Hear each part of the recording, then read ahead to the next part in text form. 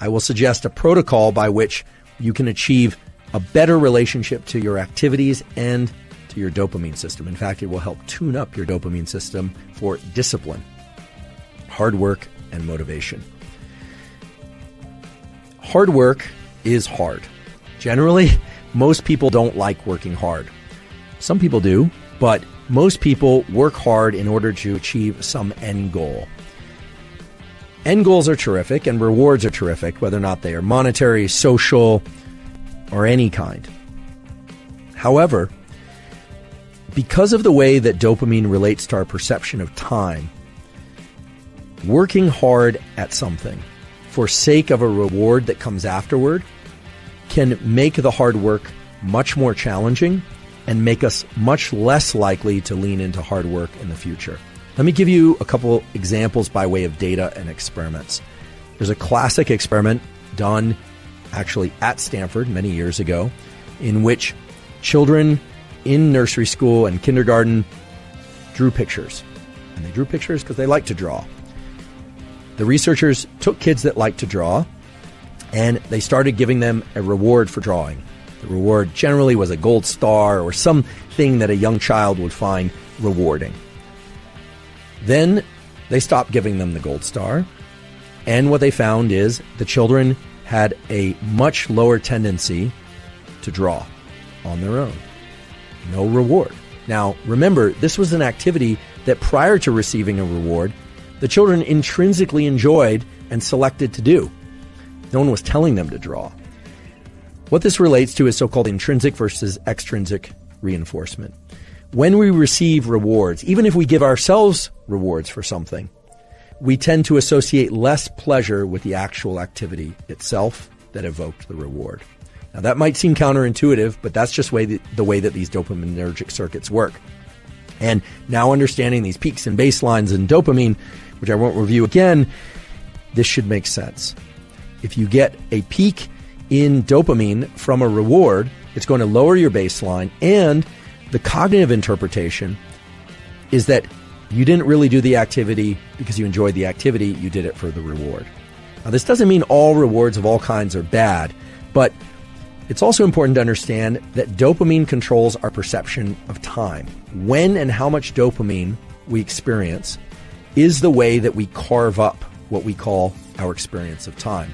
When we engage in an activity, let's say school or hard work of any kind or exercise, because of the reward we are going to give ourselves or receive at the end, the trophy, the sundae, the meal, whatever it happens to be, we actually are extending the time bin over which we are analyzing or perceiving that experience. And because the reward comes at the end, we start to dissociate the neural circuits for dopamine and reward that would have normally been active during the activity. And because it all arrives at the end, over time, we have the experience of less and less pleasure from that particular activity while we're doing it. Now, this is the antithesis of growth mindset. My colleague at Stanford, Carol Dweck, as many of you know, has come up with this incredible theory and principle, and it actually goes beyond theory and principle, called growth mindset, which is this striving to be better, to be in this mindset of I'm not there yet, but striving itself is the end goal. And that, of course, delivers you to tremendous performance. It's been observed over and over and over again that people that have growth mindset, kids that have growth mindset, end up performing very well because they're focused on the effort itself. And all of us can cultivate growth mindset. The neural mechanism of cultivating growth mindset involves learning to access the rewards from effort and doing. And that's hard to do because you have to engage this prefrontal component of the mesolimbic circuit. You have to tell yourself, okay, this effort is great. This effort is pleasurable, even though you might actually be in a state of physical pain from the exercise. Or I can recall this from college, just feeling like I wanted to get up from my desk, but forcing myself to study, forcing myself. What you find over time is that you can start to associate a dopamine release. You can evoke dopamine release from the friction and the challenge that you happen to be in. You completely eliminate the ability to generate those circuits and the rewarding process of being able to reward friction while in effort.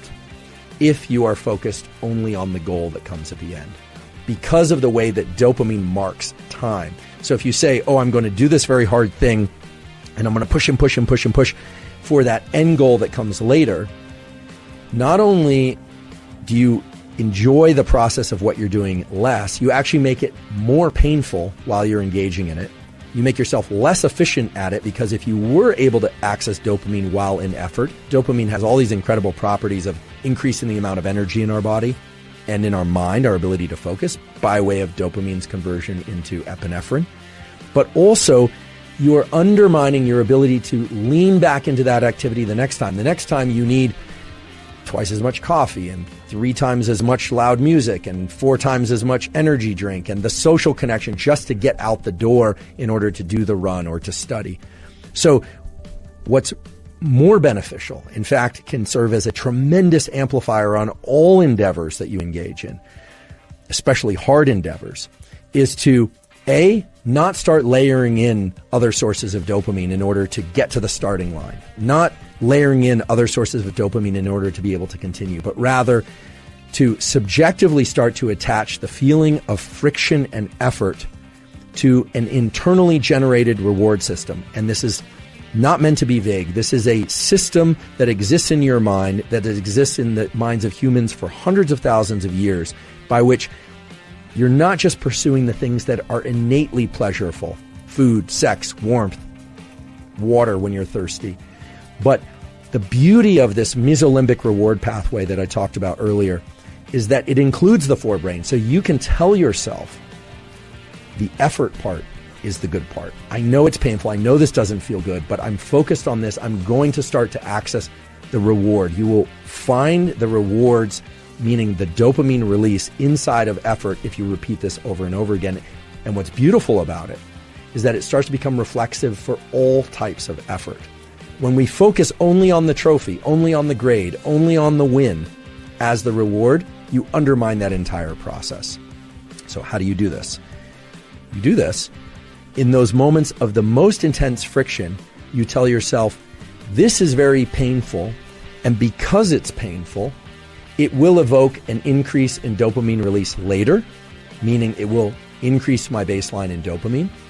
But you also have to tell yourself that in that moment, you are doing it by choice and you're doing it because you love it. And I know that sounds like lying to yourself, and in some ways it is lying to yourself, but it's lying to yourself in the context of a truth, which is that you want it to feel better. You want it to feel even pleasurable. Now, this is very far and away different from thinking about the reward that comes at the end, the hot fudge sundae for after you cross the finish line. And you can replace hot fudge sundae with whatever reward happens to be appealing to you. We revere people who are capable of doing what I'm describing.